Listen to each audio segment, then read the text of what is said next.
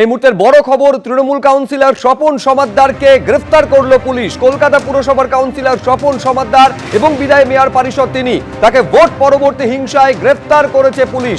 Vote পরবর্তী হিংসার অভিযোগে নারকেলডাঙ্গার 3টি জায়গায় তল্লাশি চালানো হয়। স্বপন সমাদ্দারের বাড়িতেও তল্লাশি চালায় পুলিশ, আর তারপর তাকে গ্রেফতার করা হয়েছে। আবির দত্ত আমাদের প্রতিনিধি আরো বিস্তারিত এই নিয়ে বলবেন। আবির, কি কারণে গ্রেফতারি? দেখো, তোমাকে জানাবো, নারকেলডাঙ্গা থানাতে লিখিত অভিযোগের ভিত্তিতে গ্রেপ্তারি। 3টি জায়গাতে তল্লাশি অভিযান চালানো হয় এবং সেই অভিযানের ভিত্তিতেই কিন্তু বেশ কিছু অভিযোগ যে জমা পড়েছিল সেই অভিযোগের ভিত্তিতেই কিন্তু তাকে গ্রেপ্তার করা হয়েছে। এবং স্বপন সমাদ্দার তৃণমূল কংগ্রেসের তরফ থেকে তিনি কাউন্সিলর ছিলেন। এবং যেটা জানা যাচ্ছে যে গত 2রা মে 2022 সালে সেদিনকে যে মারধরের ঘটনা এবং অ্যাটেম্প টু মার্ডারের অভিযোগ হয়েছিল, এবং সেই অভিযোগের ভিত্তিতে গত 9 তারিখে লিখিতভাবে, অর্থাৎ 2026 সালের 9 তারিখে লিখিতভাবে অভিযোগ পড়ে স্বপন সমাদ্দারের বিরুদ্ধে।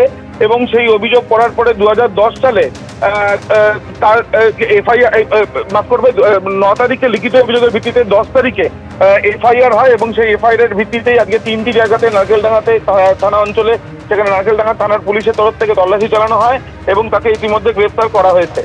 এই যে স্বপন সমাদ্দারকে গ্রেফতার করা হয়েছে, বিএনএস এর একাধিক ধারা তার বিরুদ্ধে রয়েছে, যেখানে জামিন অযোগ্য ধারাও রয়েছে জানা যাচ্ছে।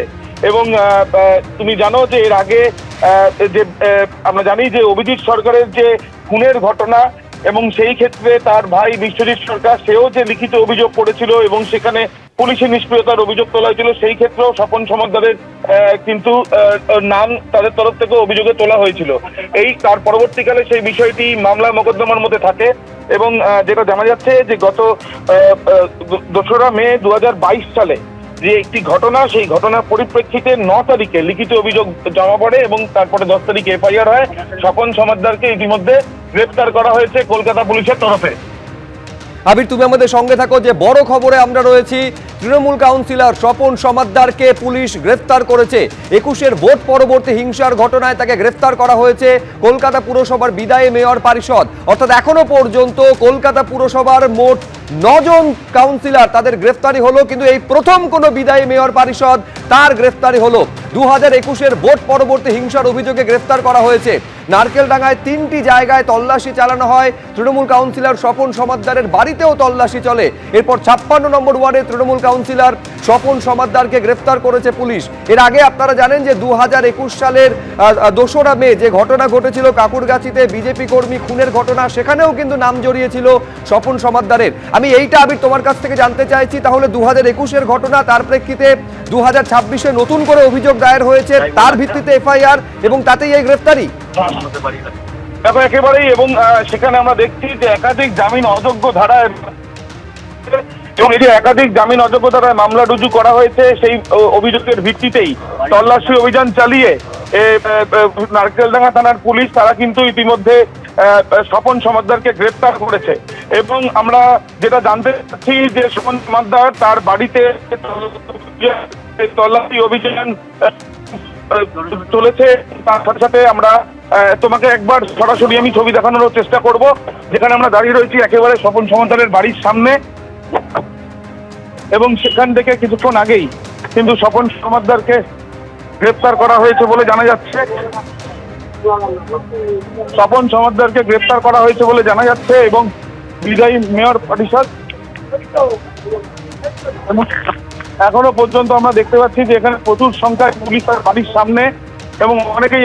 আবির, তুমি আমাদের সঙ্গে থাকো। আমি সরাসরি এই ছবিটা একবার দর্শকদের সামনে রাখার চেষ্টা করব। আবিরের সঙ্গে আমি আরেকবার যোগাযোগ করছি, কিন্তু তার আগে আপনাদের জানাই যে স্বপন সমাদ্দারকে গ্রেফতার করা হয়েছে। আমি আবার যোগাযোগ করতে পেরেছি সরাসরি। হ্যাঁ আবির, দেখাও।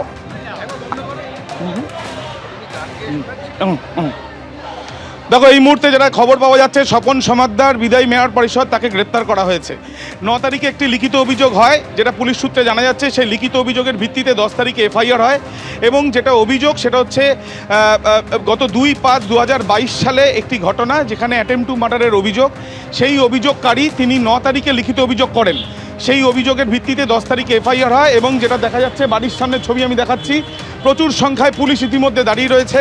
স্বপন সমাদ্দারকে গ্রেপ্তার করা হয়েছে এবং এখানে প্রচুর তার অনুগামী তারাও বেশ কয়েকজন এখানে রয়েছে, কিন্তু পুলিশের তরফ থেকে 3টি জায়গাতে তল্লাশি অভিযান চালিয়ে তাকে তার বাড়ির ওই অঞ্চল থেকেই গ্রেপ্তার করা হয়েছে, এমনটাই পুলিশ সূত্র থেকে জানা যাচ্ছে। আবির, ধন্যবাদ।